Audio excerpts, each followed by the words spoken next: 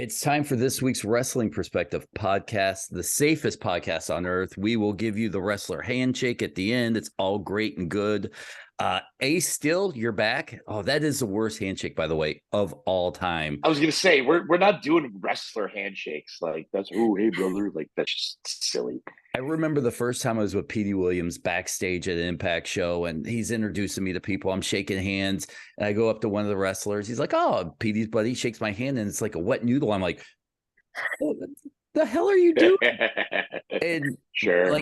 And I went in for the real, like, I'm going to try to show you that right. I'm not some weak, nerdy guy that just plays video. And yeah. And Pete's like, "You don't do that back here, man. We do the wrestler handshake." I'm like, and that's the first time I ever heard of it. Kylie Rae, by the way, is here. Kylie, how many handshakes have you given? After the wrestler handshake, the jumping. It's nice. Thank you for having me on too. Very excited to be here. Yeah, when Ace said that he became friends with you and asked you on the podcast, I was excited because I'm someone that I was a fan of yours from afar. I've never had the pleasure of meeting you. I think I've seen one or two of your indie matches in my long, illustrious fan watching career. But I begged him. I'm like, make this happen. So thank you so much for being here. And Ace, thank you for being friends with her. We're friends for 2 weeks. Like, I'm excited to meet her too. Like, I'm a fan. I'm a fan. Is it like, I don't know her, and I know we know a lot of the same people. A lot of the same people. I would ask, "Oh, how about this girl?" And they're like, "Oh, she's really cool, really nice person." But I'm also interested when I saw her in-ring work and footwork and you name it. Like, a worker knows a good worker when they see it. And I can tell you that I go out of my way when I see a match with her, especially a couple of weeks ago, like on the main event. Like, people that I trained at NXT, when I see that they're coming up or they get a shot at main event, I'll definitely go search them out and see how they did, because I'll still keep in contact with some of them or just send them a message. "Hey, great job." And then I saw that you got a chance to work, and I was like, well, that's a great freaking opportunity. And I thought you did phenomenal, especially I felt like you turned, like you had the gimmick and then you were heel. And I was like, yes, that's the shit. But no, I got to say, just a fan of your work without getting to know you. I'm glad the persona is, follows, your wrestling persona follows your personality, and that's great. It was so nice to meet you. And thank you so much for doing this. Oh my gosh, no, thank you. And yeah, you're right, especially like from day one of training too, like I would always hear Ace Steel, and I'm like, I want to meet him, I want to learn from him. And then I think you even came to do a seminar a couple years ago, I think last September or the September before, and we happened to be out of town, and I was like so upset because yeah. Because Robert Anthony, he was another mutual friend of ours. He's like, "Go to this." I was like, "I want to go," but I would always hear so much about you, and just a huge fan. And I just I'm very grateful. Thank you very much. Pleasure to meet. So very grateful. What have you heard about me? I'm sorry. No, you go. I was going to say, what have you heard about me? Yeah, it's my turn now. Now you got to make stuff up like you know who I am. And you know what, Dennis? I'm just ever since being from St. Louis. ever since we met, you're an okay guy. You're great. Yeah. We go a long way back, like 9 minutes.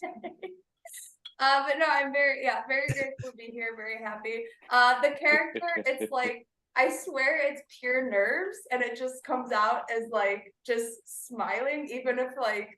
It would almost get me in trouble growing up because I would smile too much when people were yelling at me, but it's like, I'm all right. I'm like, they're like, "Are you not taking this seriously?" I was like, "I promise I am. I'm sorry, I'm just uncomfortable." But yeah, it worked in the ring, so that I went with it. I'm still trying to learn how to like turn the heel switch on with it, but yeah, it's definitely a work in progress and something that I've enjoyed because I want to be a bad guy. Is that something you had to kind of be talked into like a heel? Because when I know happy-go-lucky you, and we all know your story about how it's almost like a duck where on top of the water it's calm and underneath you see the legs flipping around, and you never quite know, but out there in the ring, you have this amazing smile. It makes me happy just watching you just skip down to the ring. So for this heel turn, is there like you had to be, yeah, I guess you had to be talked into it. Was there like a worry of, all right, the fans may not accept this? That's a good question. I would say, I mean, like point blank, of course, it seems very babyface, and it was easier for me to start out as babyface, but then I got in such like a comfort zone where I didn't necessarily know how to be heel, and I felt horrible like going to shows and you know, if for a certain match, you know, you almost get in positions where you're required to be a heel, and then I'm like like worse and be like, sorry, I can't do it. So like it was something I really wanted to right. It was like I really wanted to learn how to do it, especially without having to like change my entire character. So that's where the work in progress. And of course there's gonna be fans that don't accept it, or just, you know, people in general. But that's just with anything. And that's okay. Like everyone's entitled to their opinion too. And I think some of like the negative feedback also helps me learn like what I can improve on. So I still am learning to do it, but I feel more comfortable. I'm not comfortable in the ring as like ever, but if I'm gonna feel comfortable, it's me as a baby face. But I still want to learn heel, just to be able to, like, for example, in the position for main event, it was against Dana Brooke, and she was babyface for, you know, the longest, and obviously still is, but it was a position where they're like, you know, I was coming in and I'm kind of a babyface. They're like, can you do heel? And I was like, yes, absolutely. Even though I wasn't going to be confident with it, but I was like, yep. Right.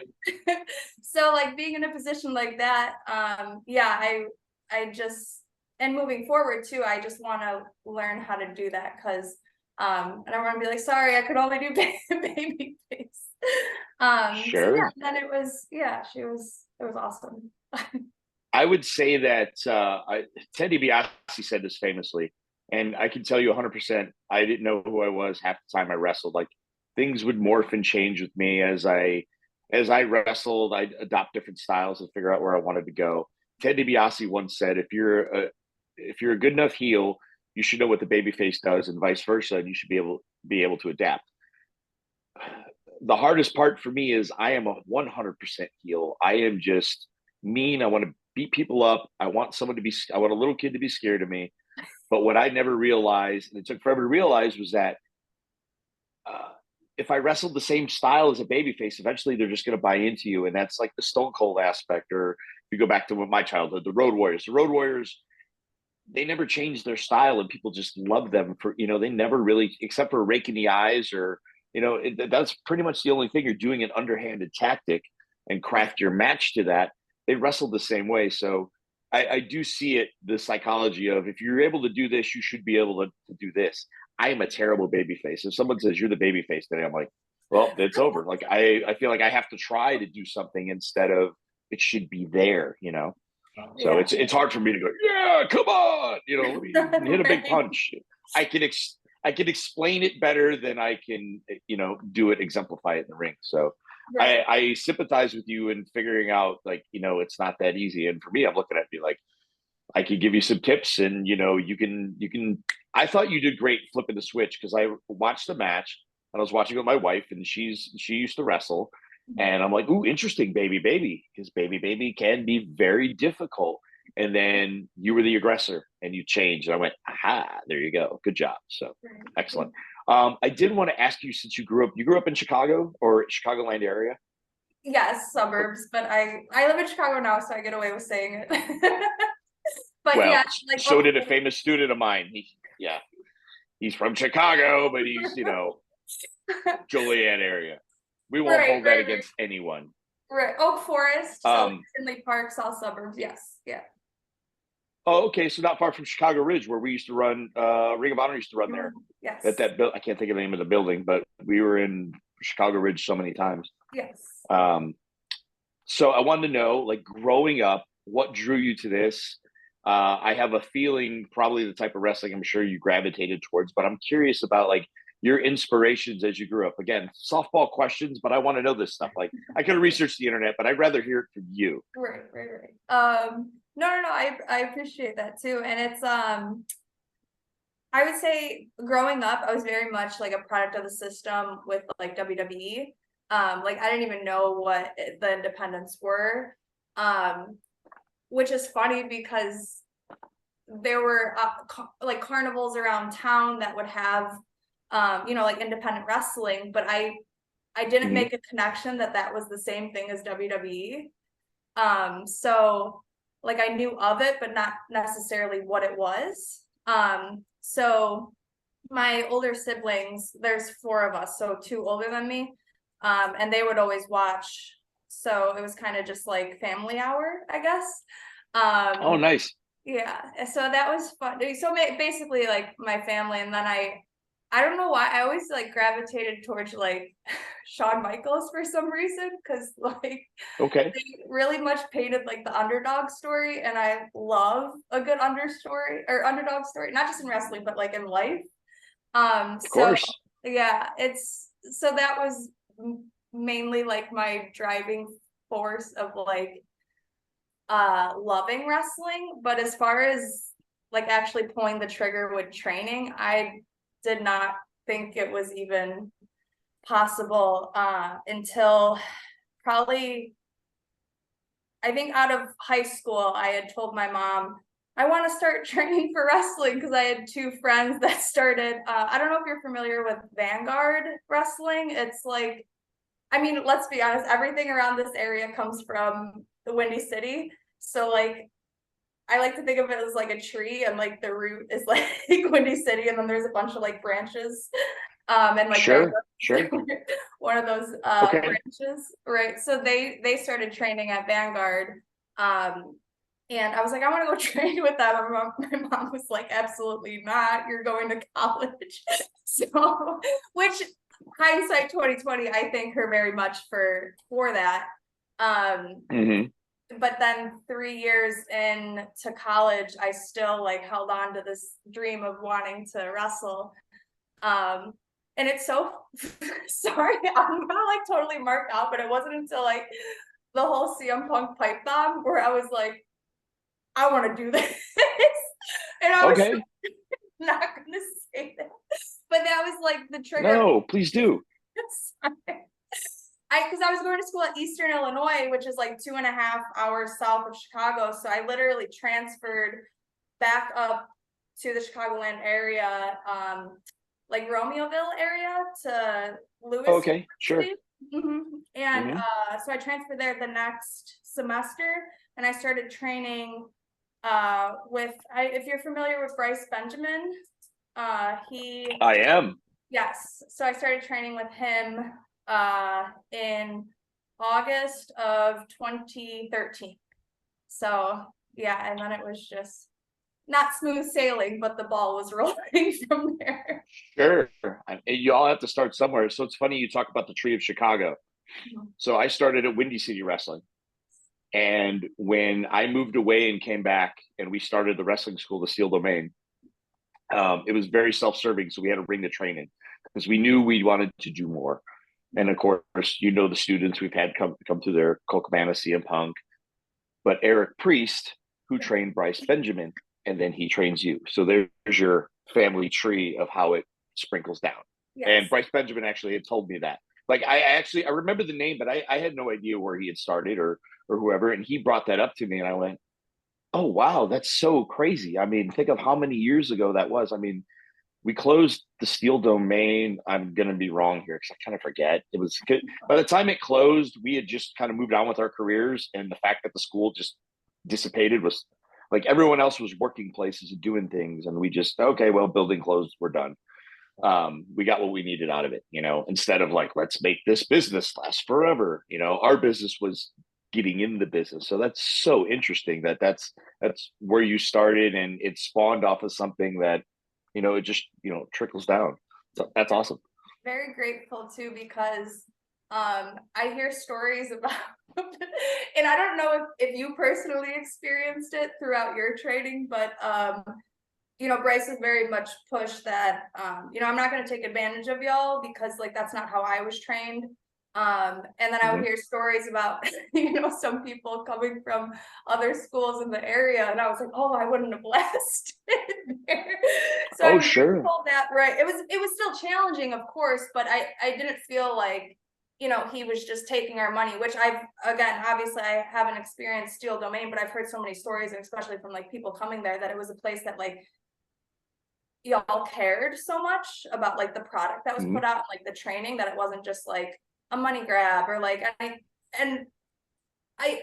get, of course, how it could turn into something like that for some schools, but I'm very grateful for that root of the tree of y'all because Bryce very much took our time with us, and I think that's excellent. You had Kevin Quinn as well with y'all, right? Kevin Quinn. Yes, oddly enough, you're going to laugh at this. In Chicago at Dynamite, I got a picture sent to me from Punk. It was him and Kevin, and I just was like, yep, Kevin Quinn was there, and he was one of the original guys that when we opened the domain, he was still around and kind of active. Yeah. So he started training with us a bit because he was in the city. And you're going to laugh at this. I was Kevin Quinn's first match at Windy City Wrestling. I helped train him when he broke in, and I very much think I was his very first match. He would probably remember better. That's been too long ago. But I believe I was his first match. So what a wacky family tree we have. Yeah. But yes, so you trained with Kevin Quinn as well? So he would come in, and he was one who was very selective with the people he would invite to, like, he would only do once a week or once every other week, because he obviously have his family and other points in his life. He's living a different lifestyle. So he, from my understanding, he wasn't just going to train anyone who didn't take it seriously from like his perspective. So you almost had to, it was like an invite only type of class. Understood. Yeah, it's very nerve-wracking too, and very, very intense as far as like the conditioning, but so worth it. And like, he's if you care, he will take your time. He will take his time with you, and he's helped me tremendously. I can't thank him enough for everything he's done. That's awesome to hear. Like, that's a common thread as a coach. Like, I've had terrible coaches. Not going to name names, but I've had people just berate me and like, man, I've already been doing this a while, and people they're just awful to you. But then I have a coach like a Dr. Tom Pritchard, who was my coach for a short bit of time. And he had already seen me work and knew I was out there in the world, but he didn't treat me like an idiot. He knew I was there to learn. Right. And the difference between the positive approach versus, I'm still stern when I coach. I know what I want, and I say, I lay it on the line. This is what I want. But I don't use negative words so much. Like, I've had people say, "Oh, I just suck. I'm terrible," and on and on and on. And I'm like, you'll never hear me say those words. But you have things to work on, and you need to, X, Y, Z, blah, blah, blah, blah, blah. But I never found it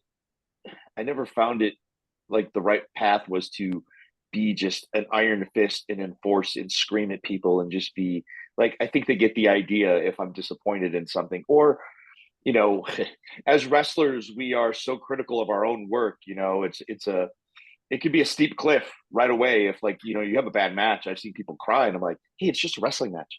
No. I'm like, I'm going to get fired or something along those lines. I'm like, it is a wrestling match. Are you okay? Did you get hurt? No. Great. You can go out and do it again. It's fine. That's all it is a wrestling match. But we hang our hat on that because you think everything's there, like tryouts, things like that, like things happen for a reason. I'm not super spiritual or religious. I just think things happen for a reason. But in coaching people, like, you've got to be positive. You've got to be positive, especially when you're dealing with young folks that are, and I was young, if people had taught me, I was 160 pounds. I was laughed out of everywhere when I was in high school. Sure, you're going to do it. Oh, I'm going to show you I'm going to do it. And when I made this, as far as I've gotten to do things, people are like, wow, you really said you were going to do this. And we all kind of laughed at you. I'm like, I know. So that just fueled the fire. But nobody told me when I started training that I sucked, I was too small, I was this, I was that. Like, so I still have that. I talk about improving yourself. Everyone should do that. But also, like, again, there's no harm in being positive. You know, the negative is just like, you just don't need it. So I'm very happy to hear that. No, of course. And then you help pave the way for people, you know, like me, or even like, I know Isaiah, we get that a lot, being smaller, or anybody else who like might get written off, that like you help pave the way for like us to be like, okay, well, he did it. That means there's hope for me. There's light that like, okay, we can do this too. So like, that's, I don't know if you're aware of that, but I also wanted to throw that out there that like, I really wasn't. And Dennis, I didn't set this up to be. Sure. Right. Welcome to the Ace Still Appreciation Podcast. What was that? The Ace Still Appreciation Podcast. If my streamers, I'll put these away. We're going to have fireworks here in a few. Some dancing ladies will come out. You know, the whole, yeah, they have a whole camera they're setting up now for that whole thing. And like when you start seeing me do the countdown, that's when the screen pops up. It's like, hey, still like lights pop up and dance and show girl. Yeah, that's right. Sure.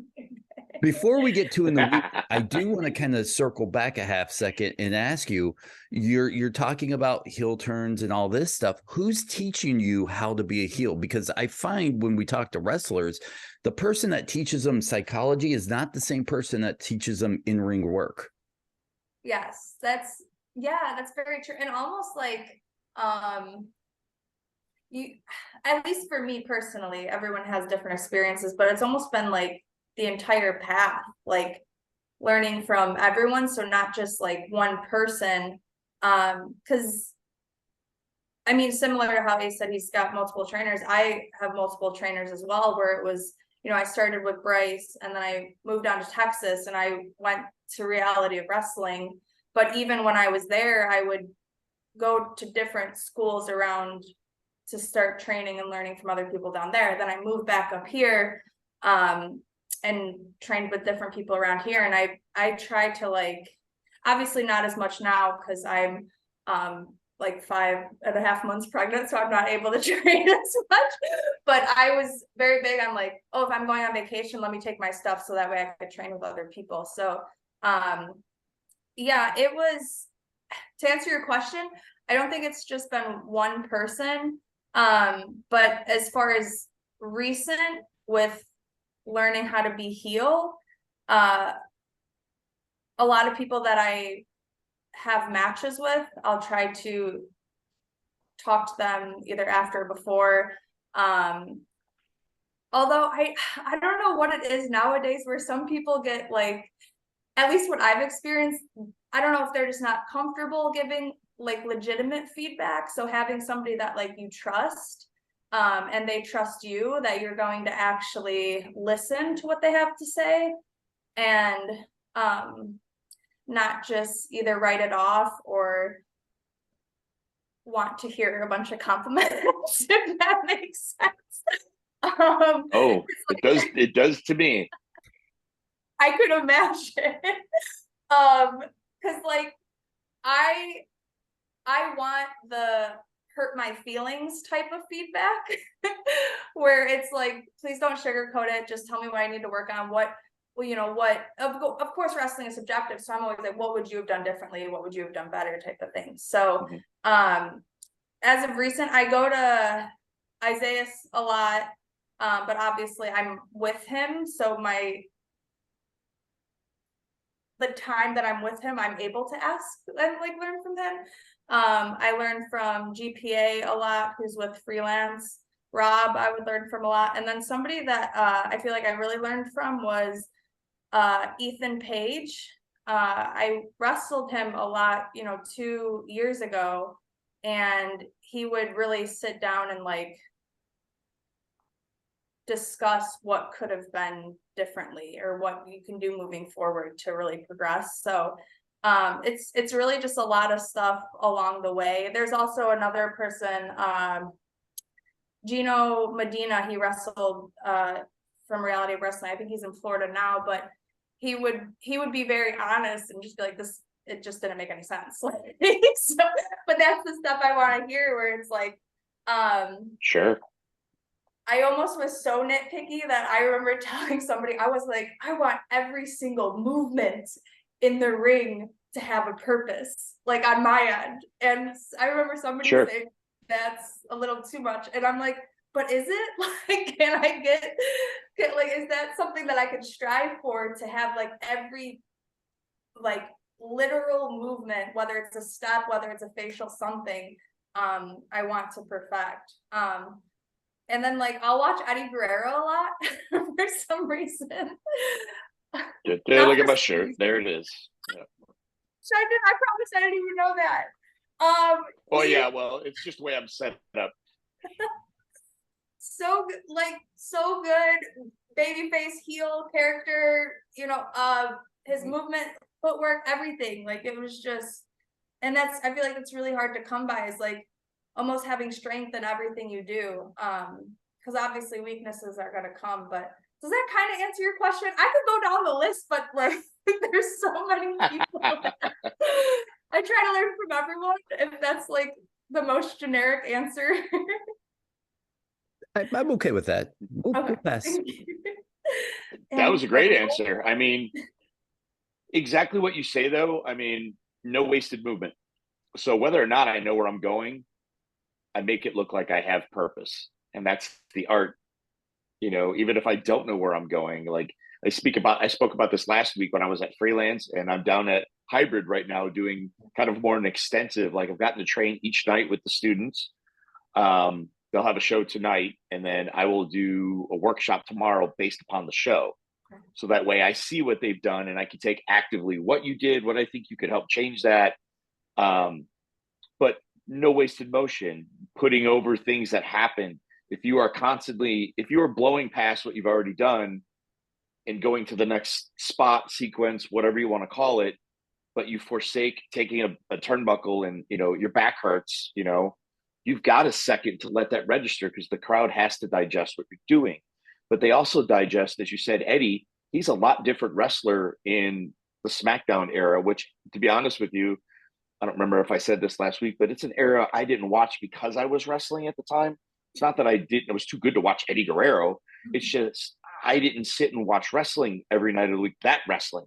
I was doing things and doing other things where if I heard about a great match, I would go watch it. But I didn't see the genius. I'm catching up now to, again, my wife was a wrestler. So we are about 10 years apart. And she's like, you don't remember this? I'm like, I'm telling you, I just didn't watch WWE TV at the time. But to watch what he does, the type of wrestler he is there, much the same with Finley. If you watch him in WCW days or any of his European stuff, when he was in WWE, WWF, you know, when they, like the second phase of his career, such a smarter wrestler and different, took time, let the people digest what's happening. And I don't think it's far-fetched to say that you can move with purpose with everything, whether you're not, you know where you're going. Like it's the art of making them think, you know, it's just like an actor. Like when Al Pacino walks in the room and he shakes his wrist and he's just walking around, like you're thinking, what the hell is he, you know, he's just performing. And then he spits his lines out, you know. I feel it's much the same. It's akin to what we do. Mm-hmm. I think we lost her for a second. She's frozen. She's frozen. Oop, I lost this. What did I do? She froze. I was going to laugh and send her the screenshot. It's pretty funny. She talked about having some internet issues, so she was going to do a hotspot. She told me that yesterday. So she'll be back. Yeah, she may need to log off, and yep, here she comes. There she is. There we go. Sorry, it's all right. We're recording, so it's okay. Hotspotting from my phone. So sorry. I was just telling him, like you said, you were going to hotspot. So all right. But please continue with that thought, if that's okay. What did I leave off? What did you last year? I just mentioned every movement. It just looks like you're going somewhere. So to me, it's not far-fetched to say that I got to move. You move with purpose. Move with purpose. I was teaching strikes yesterday, and it was simply lock up, knee to the gut. But I stopped. I looked around.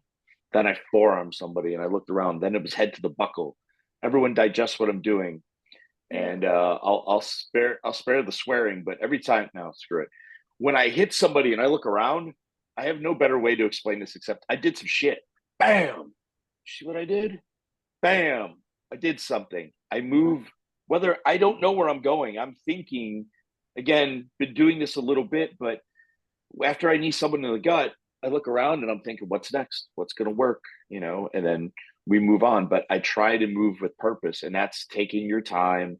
And I had every student do that, and they all did great. I said that cadence and that the rhythm you're doing for me, you don't need to speed that up, because again, that crowd needs to digest what you're doing, no matter what it is. So you can do that and then run your high spot and then settle down, and figure out what you're going to do next. But walking across the ring, minimizing your steps, that's all a part of experience, which obviously you've moved on to that, which is great too.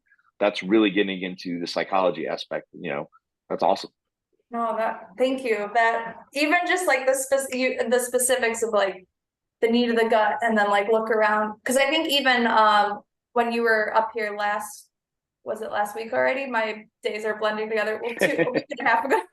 I think you had mentioned about the crowd digesting or like registering it. And please correct me with how I'm saying this, but essentially the way I interpret it was like a young kid should be able to like understand what you're doing. So going slower, for essentially as if you're wrestling in front of kids, so that way everyone can comprehend. And that's something that really helped and also connected with me, because in real life, I really am a slow learner. So to be able to like, so I'm right there with those kids needing it to be slower to like really digest it. And I feel like, to get emotionally invested in the match, it helps me personally when there's certain moments that are slower, because then I could see like, or at least feel like what's going on, if that makes any sense, which I'm sure you already know. So oh no, you interpret it perfectly. My line was a 5-year-old kid, and kids are smart. I don't have kids, but they're a 5-year-old kid. They're very smart. They're very intuitive, and they read the room very well. They're very observant, and if you can lead them along your journey, they can understand who's the good guy, who's the bad guy, or there's two good guys and they get along, but something's going sideways. If you can tell that to them, and the rest of your work is tight, so not only will the kids be invested, but the rest of the room, the rest of the crowd will be invested. I mean, we have wrestling fans nowadays that look strictly at how the moves are done, and we're a world of GIFs, or just memes of like, oh, and that's all you see, and they're like, that person's awesome. Well, they hit one move. Like, how does the rest of it piece together? But no, that's exactly what the point. You took it exactly the way I was delivering it. Sometimes my message doesn't get out there. Like, I also look around and go, did I explain that right? Or am I just jibber jabbering? But also, I learn like you. Like, I learn by doing. You can tell me this all day long, and I'm like, until I do it and go, aha, that's what what they meant, or what so and so meant. Or I have my story is that years ago when I was wrestling for Harley, and another Ted DiBiase reference, he critiqued a match of mine. And I'll mind you, I was so into going to Japan, and I was pretty jacked up, a lot more muscly. And the guy I wrestled wasn't. He just was a newcomer. I liked the kid, but I didn't make the match look like that kid could have won.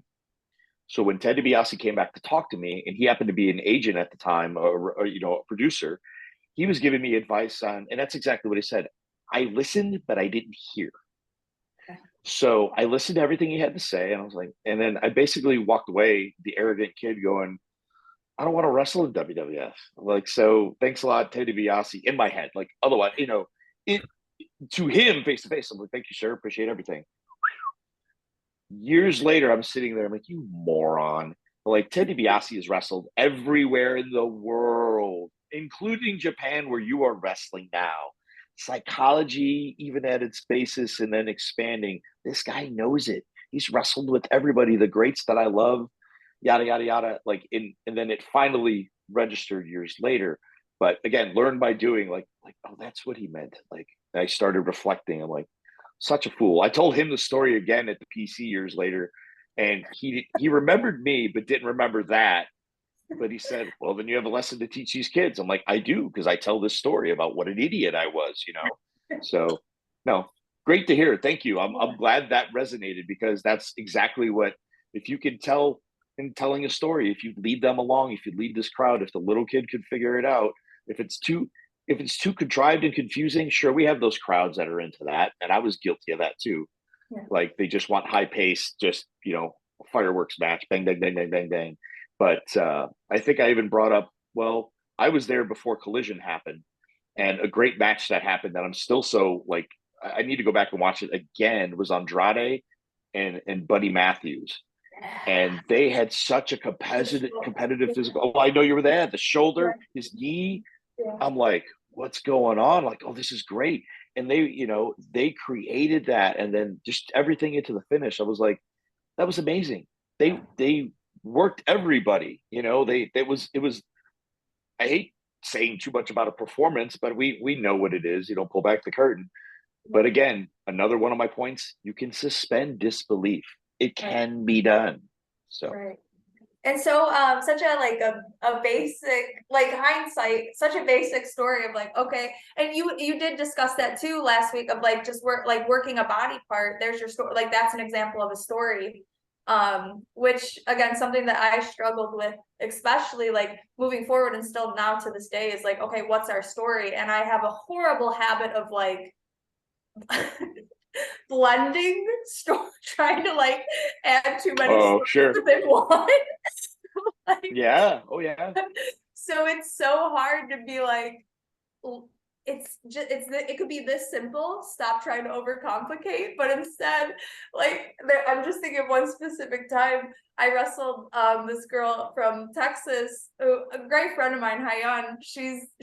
It just was so funny because we were trying to like have our stories like collaboratively in a match, when looking back, we should have just picked one and ran with it. Right. Like I was very much like, oh, you get up on me, and then that causes me to be the aggressor. And the story that she was trying to do was like tit for tat evenly, but then I'm like, still turning and being the aggressor when it's like, but we're evenly. And of course, like, when hindsight's 20/20, you watch it back and you're like, okay, that probably could have been done a lot better. But it's, to go back to the Buddy and Andrade match, like, it was just so beautifully done that like I think there was even like they were on the top rope, and you know, Buddy flipped over to try to go for the power bomb, but his knee gave out. And it was so little, and I'm like, oh my gosh, like, I love like lucha and the high spots and all the fast-paced stuff. Sure. And I love watching it, and I feel like I've heard a lot about how you were discussing in your past, I don't want to go to WWE, so like that's not for me kind of thing. And I feel like, especially with Ring of Honor at that point in time, it was so fast paced, some of the stuff, that like I had such like an infatuation for it, that you can like appreciate that style, but you can also like looking back now, I'm like, oh, you can like blend styles too and like make it mean something. So yeah, now I'm just rambling, but I'm saying I love I love all wrestling, to be honest, especially like when it's done well. Exactly. Yeah, it's just what I was getting at. I don't know if this is okay to say or not, but we'll find out. Yeah, I know, right? A lot of, so we went to AEW Collision, and we went to Dynamite and Rampage. They were here I think last November, I want to say, late last year, we'll say. And a lot of times WWE, like, we go to a lot of live wrestling is the moral story. But what I'm getting at is, I noticed that like a lot of my favorite matches to watch in AEW happen to be people that like came from WWE.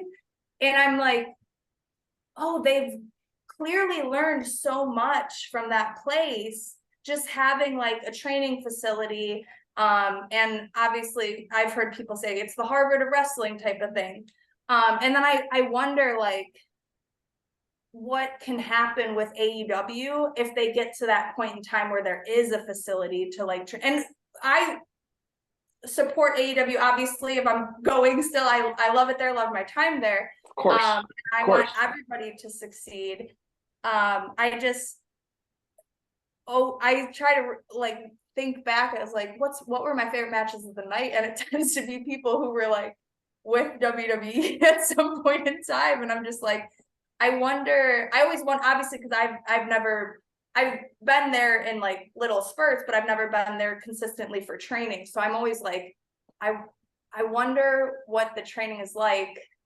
So I don't mean this to turn into a seminar, but are you able to like speak to like what the training is like from like WWE and to why maybe people are able to like excel that much after they've left? Is that okay to ask? Look at you being the interviewer. I like this. I'm just saying, wow.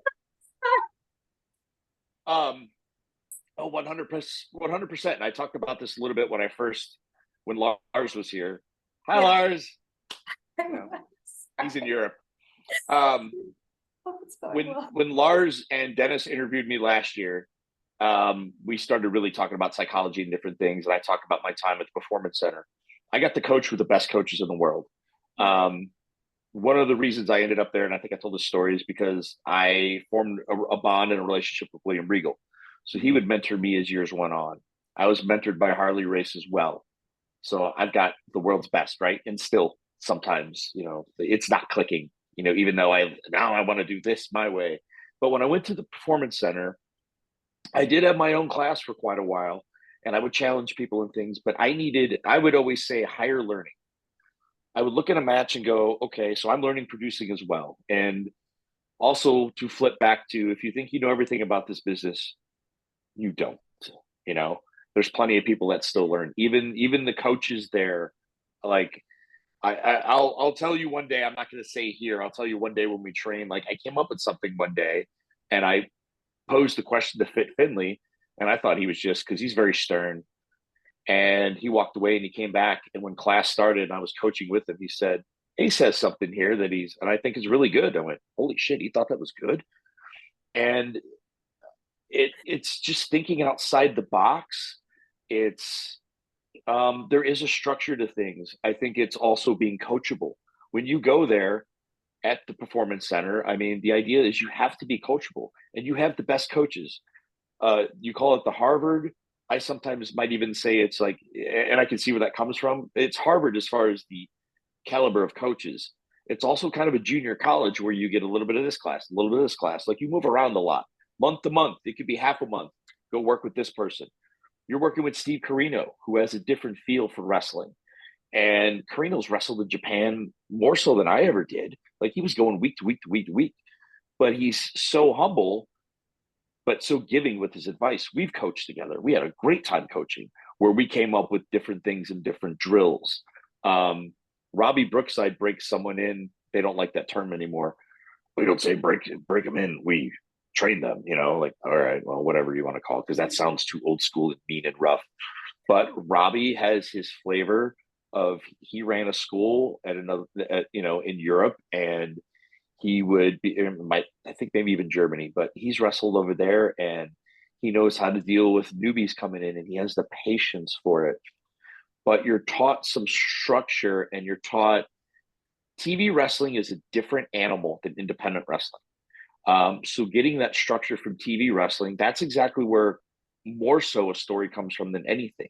When I was wrestling and I had a short stint in TNA, I had no idea how to work TV.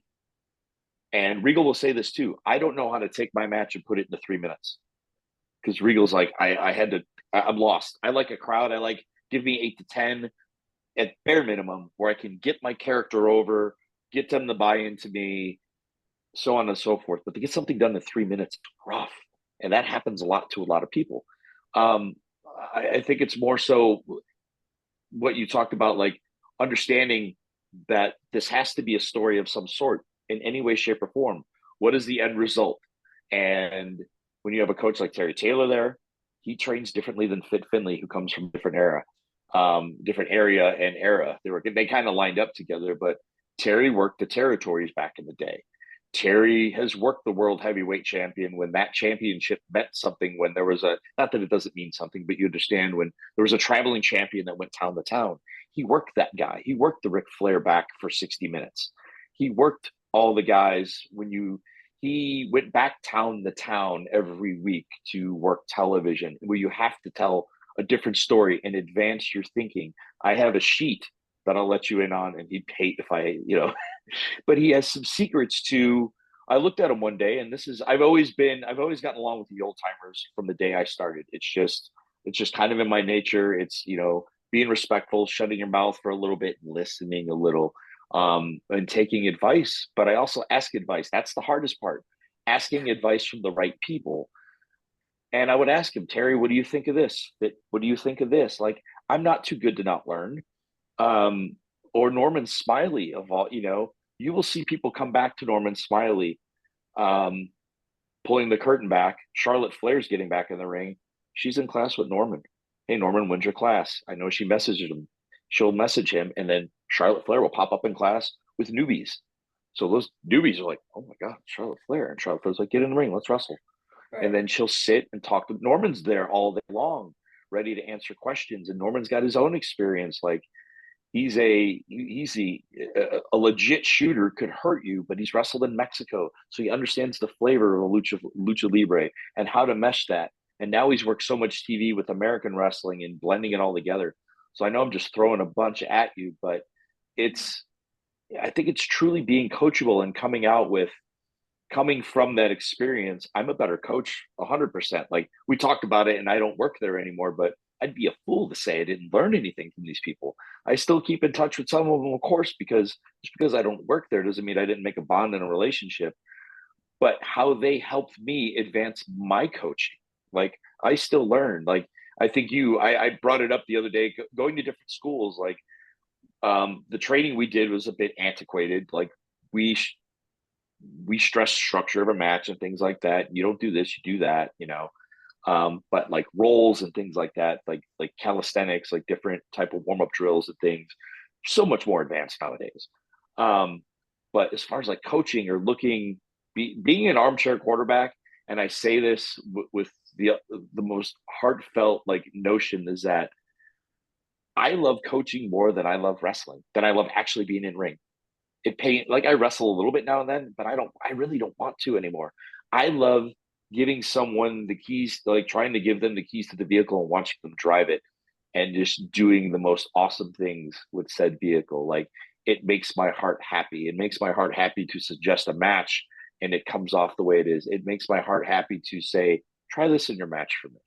And then to work out with them, to see like, okay, give this a shot for me and see if this works,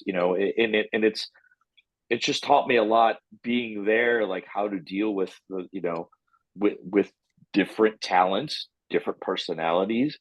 But ultimately, to answer your question, as I've babbled so much, it comes back down to being coachable and being able to adapt and listen to the people that came before you. Shawn Michaels' idea of wrestling might be a little bit different than one of the other coaches. So again, that's where you're like, okay, who do I listen to? What am I doing? I would often say when I had a match for someone, who's your coach?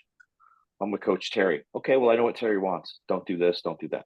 I know, because you're going to have to sit in skull session with Terry. He's like, what's that? Why'd you do that? Why'd you, he has a bit of a different philosophy for, yeah. So I hope that answered your question as I babbled and rambled.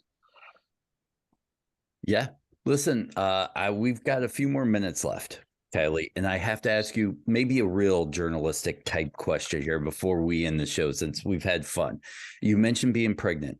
Have you thought about how your career is going to be after the pregnancy? Is your game plan the same before as where you want your trajectory of your career?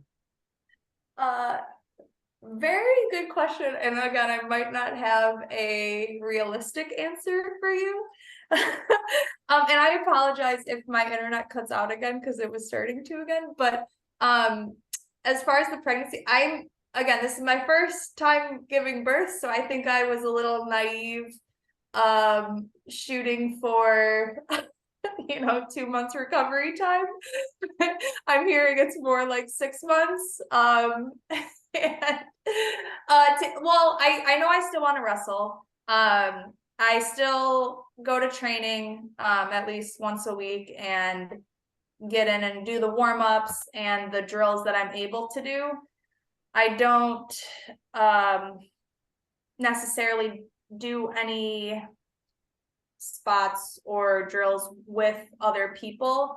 And that's because accidents can happen. God forbid something horrible happens where, so I definitely limit to what I'm able to do, and that'll probably even decrease even more once, my belly's out to here and I can't do a forward roll anymore. But I believe in training consistently, because I think that if you don't use it, you lose it.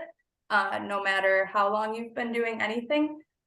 So I'm trying to not lose too much throughout the pregnancy, if that makes sense. I'm really holding on to that set drill. I know, I'm like, so we'll see. So I would love to just keep having fun and growing and learning and trying to, I don't want to say correct mistakes, but learn from my mistakes that I've made. And I can't predict the future, so whatever happens, happens. But I know I still love wrestling, and I probably always will. So I want to continue doing this as long as I can. I'm initially said I would like to be back working matches in January, but again, I'm hearing that that's not possible. So I'm shooting for April of 2024, and maybe just baby steps into like whatever happens from there. But I don't know. I guess we'll see. I know I'm also, I don't know if this is okay to say, I feel like I'm a little bit of I don't want to say liability, but I know I need to be better at, let's say, reaching out if I need help or if I'm overwhelmed. So one of my biggest things that I want to continue is keeping certain things in place for if I ever am going through one of my down periods, we'll say. So I will say this, that I am over 20 months sober now, and consistently going to thank you so much. Yeah, that's something that I've always kind of struggled with throughout my life. So continuing my sobriety, and then also I go to therapy every other week, so continuing that as well. It's really helped me. I will be honest, if this was a year ago, I don't know if I would have been able to hop on a call with y'all. So that's how much my anxiety would really affect me. But we're here, so that's that's progress, right? So just progressing every day. And I know that's outside of wrestling, but I promise for me it ties into wrestling, because I tend to put way too much pressure on myself. And think it's the end of the world if it's not. It's like you said, it's just wrestling. So being able to be mentally good, say. That is one of the major advances in life in general, I think. I mean, I've had this conversation, he wouldn't mind me saying it, with Adam Pierce. His grandmother passed away, and just as men, we're taught as men to be stern. We're a couple of months out of that, but as men, we're taught to be stern and not cry and blah blah blah. And that's such BS. We have to feel, we have to let these emotions out, and that's just so antiquated. Or to talk to somebody, not just a friend, somebody that is unbiased, just someone that is not a part of your life, to just let these things out, that you don't feel like you're being judged. And no, that's awesome. That's very awesome. Like, congratulations on sobriety as well. Yeah. Like, that's just an awesome thing to hear. But taking care of yourself, and I can tell you that things like at like the Performance Center, different things, they have sports psychologists that come in and talk to you, because these are real things. You know, as high end athletes as we are, whether it's on an independent level or just, I mean, just life in general, like there's a lot of things that come crashing down. And no, I applaud you. That's so awesome. Thank you so much. Yeah, it was, I will say it was a lot easier to numb the pain with, Of course. but like now I feel like being able to feel what we feel has helped me grow, and also it's much better in the long term. So yeah, I don't know. I think we should all like be a good support system for everyone. And obviously, like that's one thing that I thought, where I was like, I can't reach out. I can't let people know that like I'm, you know, feeling this way or that way. And it's like there's so many people that like, you know, we care about each other. They'll be there, and like they're probably going through the same thing or have already gone through it, so they'll be able to help you out of it. So yeah. Yeah, exactly. Now, Ace, quick question. After the podcast, will you tell me where babies come from? Just wondering. The sky. Okay, The the stork does bring them, brings right? it in. All right, good. I was just Kylie Rae worried about rolls up and a baby comes out. Right. She does Oh, 2 quarter rolls, a right and a left, and there it is. all right, I good. hope it's that easy. I really do. Piece of cake. I hope for your sake too. Yeah. As a guy who's been in a room when the child has been birthed, I had fun, so you'll be all right. Yeah, I did great. I don't. You would do it again in a heartbeat, right? It's easy. Oh, yes. Sailing. It wasn't bad at all for me. The TV was on. You know, I had to ask the ex-wife to be quiet a few times because I couldn't hear the TV. But after all that stuff, you know, she was happy, and yeah. But let's wrap. That Kylie is how you do a heel turn, right there. With you a smile. think you're a baby face, right? But really, we can see. Right? Yeah. That's the best ones, right? When I'm 24 hours into labor, I'm probably going to curse you, Dennis. I hope you do. I hope you remember me. Most people have done this podcast, have met me in person, and don't even know my name. So the fact that you've just really remembered it, even though it's probably on the Zoom and you could read it, I'll take it. I'm happy. Kylie Rae knows my name, guys. I hate it now. But listen, we've not even gotten to probably 1,000 questions we had for you, because this has been so fun and exciting and easy and relaxing. And I can't say enough nice things. I love hearing how you've come back and you're a better version of yourself, and you love what you're doing now. And, you know, if anybody out on the internet has anything bad to say, fuck them, because you know what? I'm sorry, fuck them. You are a generally nice, amazing person.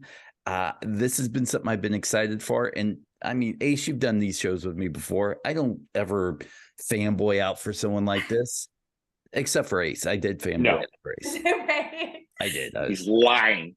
He's lying. He's lying. But you are one of these people that, you know, whether you admit it or know it or not, a lot of people are rooting for you. So people love you, and I am one of them. So huge fan. So thank you for doing this. Thank you. And no, my hormones can't handle this, so thank you. Oh no, I've got more. I had this whole, like, I was going to hold up signs and, you know, but now that I know you're pregnant and have a husband, I'm out. I'm tapping. That's the end of this podcast. Ace, I'll cry afterwards. Yeah. I thank you, because when they asked me to do this, like, and I even coming to you, I was like, I hope I don't seem weird about this, but I met you and I've liked your work for so long.